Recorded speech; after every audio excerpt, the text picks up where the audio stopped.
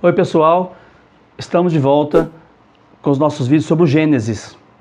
Nós já refletimos sobre o capítulo 1 do Gênesis, a criação em 7 dias, explicando todo o contexto da narrativa que aconteceu, foi escrita certamente no exílio da Babilônia ou logo após o exílio, no século VI a.C. Já a narrativa que nós vamos começar hoje, que é do capítulo 2, que fala da criação do ser humano, Adão, e da Eva, mãe dos viventes, é do capítulo 2, versículo 4b, a segunda parte do versículo 4, capítulo 2, até o versículo 14. É o nosso texto deste vídeo. O Gênesis 2, 4b até o versículo 7, Javé cria o homem. Adam. Adam significa ser humano. Não significa o nome de um homem, Adão. Em português é nome de homem, mas no hebraico não. É ser humano. Ele vem da terra. Terra é Adamá. Adamá. Adam, traduzido por Adão, né? Adam e Adamá. Homem, ser humano e terra. Já a palavra homem, assim, homem biológico, individual, é Ish. Ish. I-S-H. Ish. E mulher, Ishá. Agora, ser humano, humanidade, é Adam. O homem veio de um primeiro casal, obviamente, né? Mas não quer dizer que eles chamavam Adão e Eva, né? Então, Deus cria o homem do barro da terra, Adamá. É como se Deus fosse o oleiro, né? Aquele que está fazendo um vaso, o vaso está mole, o barro está mole, ele vai moldando com as mãos, né? O vaso. Então Deus é o oleiro, uma imagem muito bonita, né? Deus é o oleiro e nós somos obra das mãos dele. Ele molda o ser humano. Isso quer dizer que nossa vida depende basicamente de Deus, fundamentalmente de Deus. Nós somos obra das mãos de Javé. Isaías gosta de falar isso, capítulo 54, versículo 7, do livro do profeta Isaías. Isaías 64, versículo 7. Enquanto em Gênesis 1, Deus é chamado de Elohim, ou Elohim, é o plural de El, El quer dizer Deus, né? Elohim é o plural de El, mas também significa Deus só, um Deus só, não quer dizer que é deuses, é um Deus só. Em Gênesis 2, Deus é chamado de Javé, ou Adonai, Senhor. Adonai quer dizer Senhor. Então o judeu não fala Javé, ele fala Adonai, o Eterno, mas não fala Deus, Javé, né? Então esse texto não chama Deus de Elohim, chama Deus de Javé, sinal que é um grupo de textos diferente. Deus é chamado de Javé, porque vem de tradição diferente. Essa narrativa do capítulo 2 quer mostrar mais a criação do ser humano do que das coisas, dos animais e do mundo, né? É mais do ser humano, né? Porque há uma grande ligação entre o homem e a terra. Por isso, essa narrativa, ela vem do mundo camponês, onde o homem está muito ligado à terra, né? O mundo camponês da Palestina. Enquanto o Gênesis 1 vem do exílio da Babilônia, escrito por sacerdotes, portanto é algo mais litúrgico, então fala que é 7 dias, o sábado, o Shabat, né? É uma espécie de uma liturgia, né? Aqui é um texto que vem do mundo camponês da Palestina. O grupo social que está por trás dessa narrativa vê que Deus cria o homem para a produção. Ele vai trabalhar a terra. Ele é expulso do paraíso para trabalhar. Então, Javé faz um boneco de barro, sopra nas narinas dele, barro porque é Adamá, né? Adamá, a terra. Lembra que esse pó, e ao pó hás de voltar, é o pó da terra. E o homem se torna um ser vivente. Quer dizer, o sopro divino, chamado de Ruá. Ruá quer dizer espírito, né? Deus sopra, o sopro é o espírito que vem de dentro, né? De Deus. É o espírito de Deus, o Espírito Santo, né? Que nós vamos chamar mais tarde de Espírito Santo. Mas o texto fala só espírito. É o Ruá. Ruá é como se fosse um vento soprando na terra seca, faz ruá, ruá, né? O judeu pega, é uma onomatopeia, né? Ele pega esse barulho físico e põe um nome nele, né? Ruá, ruá, né? É o Espírito de Deus. Ele sopra e comunica o seu espírito a aquele boneco de barro. Depois, em Gênesis capítulo 2, versículo de 8 a 14, fala do Jardim do Éden. O Jardim do Éden é contraposto ao deserto. O que é o Jardim do Éden, né? É um sonho, é um lugar imaginário, né? Um lugar ideal. Na verdade, no contexto da Palestina, quem habitava o jardim era o rei. O rei tinha um jardim lá no palácio, né? Jardim em hebraico é gan. Gan. Gan significa proteger. E a palavra Éden significa delícias, prazer. É a palavra Éden. Deus protege o homem, protege o ser humano, porque ele é livre, e coloca num lugar de delícias, que é o Éden. Há uma relação entre a terra e a água.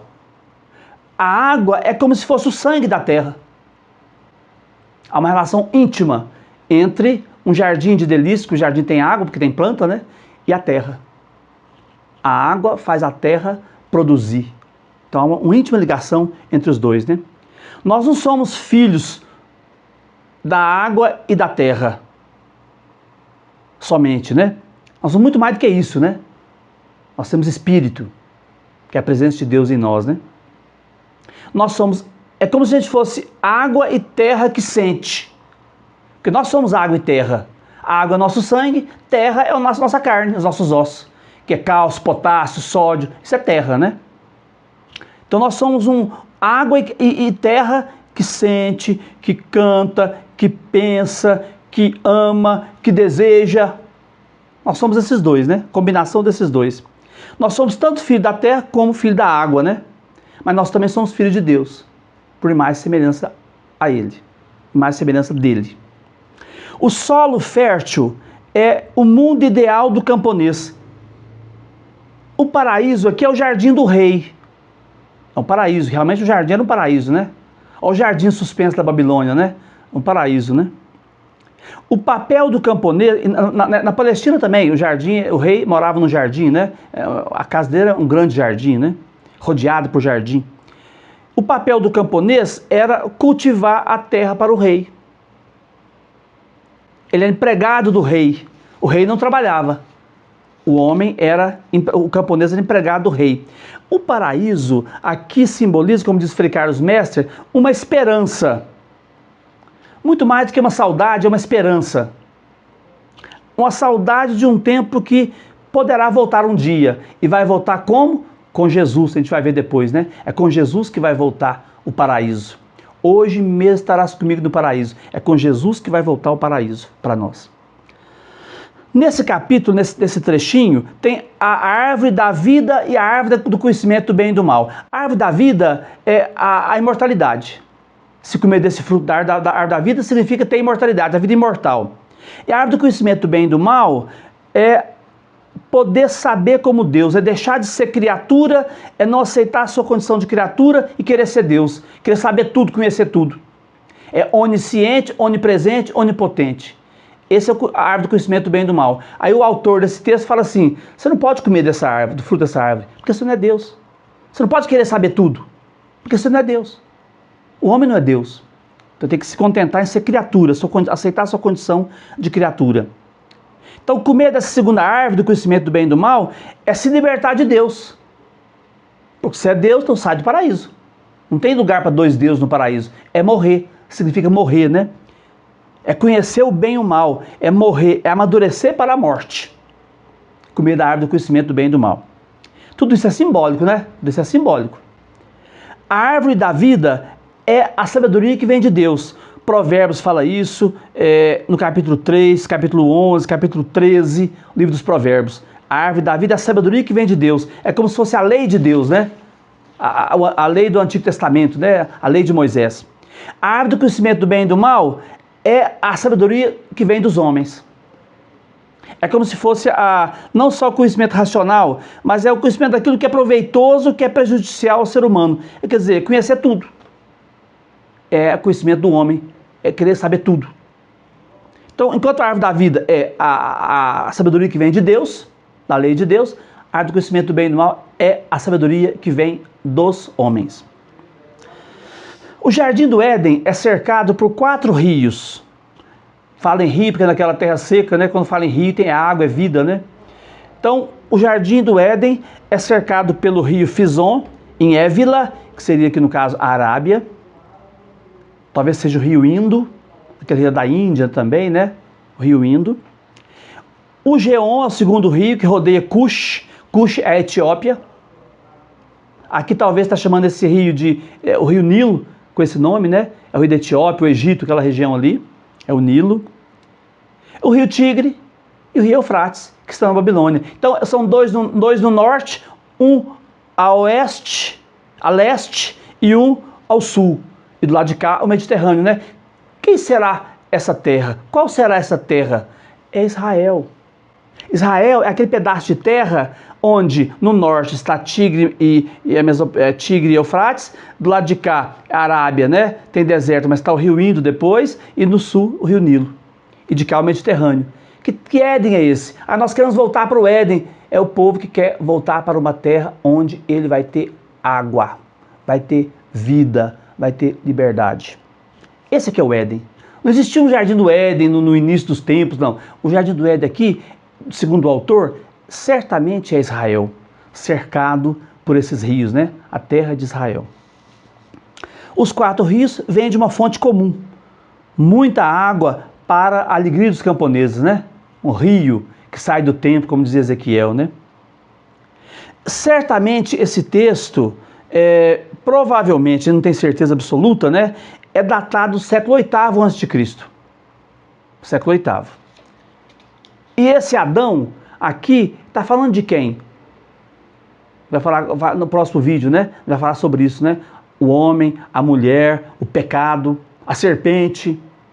O que será que significa tudo isso, né?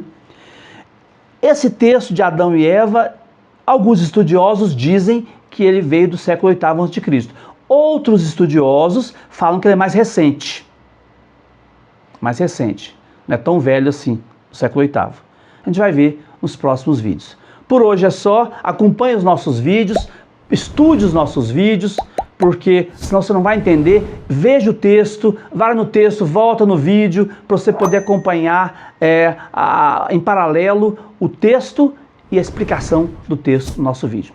Por hoje é só. Um abraço. Fiquem todos com Deus.